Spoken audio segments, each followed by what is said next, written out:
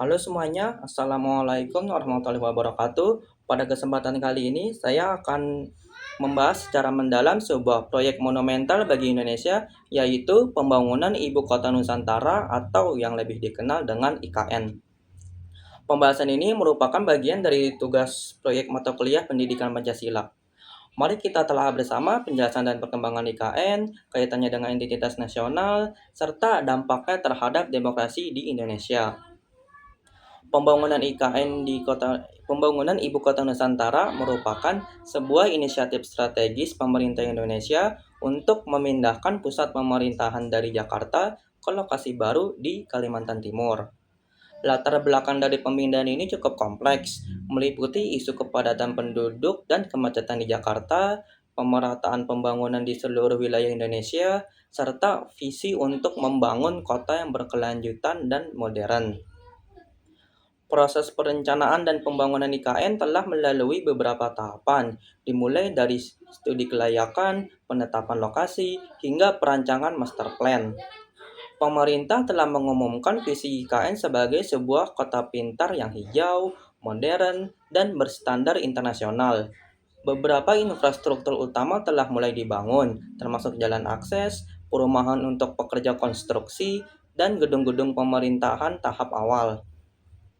Tentu saja, proyek sebesar ini tidak lepas dari berbagai tantangan dan dinamika. Kita, eh kita, saya akan membahas lebih lanjut mengenai aspek-aspek ini. Pembangunan IKN memiliki implikasi yang signifikan terhadap identitas nasional Indonesia. Sebagai ibu kota baru, IKN diharapkan dapat merepresentasikan nilai-nilai Pancasila dan kebinekaan yang menjadi landasan negara kita. Desain arsitektur dan tata ruang kota direncanakan untuk mencerminkan kekayaan budaya Indonesia dari berbagai daerah. Selain itu, pemindahan ibu kota ke Kalimantan diharapkan dapat memperkuat rasa persatuan dan kesatuan bangsa dengan lebih memeratakan pembangunan dan mengurangi sentralisasi di Pulau Jawa.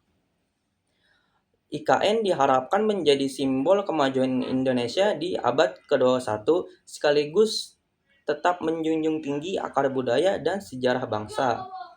Bagaimana IKN kelak akan benar-benar mewujudkan cita-cita ini tentu menjadi perhatian kita bersama.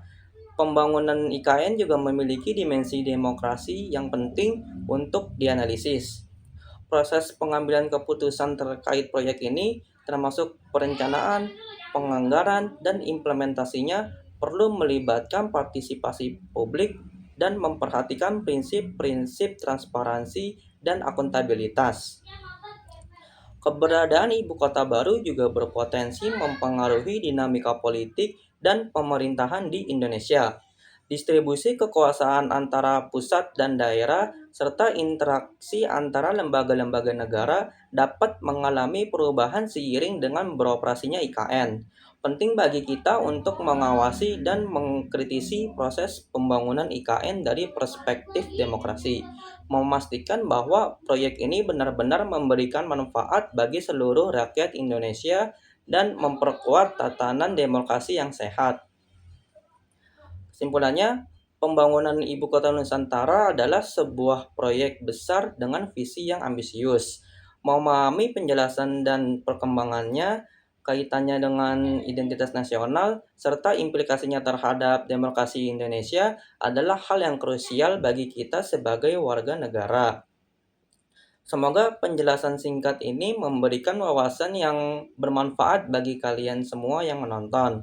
Mohon maaf apabila ada salah kata, itu saja penjelasan tentang IKN dari saya. Terima kasih.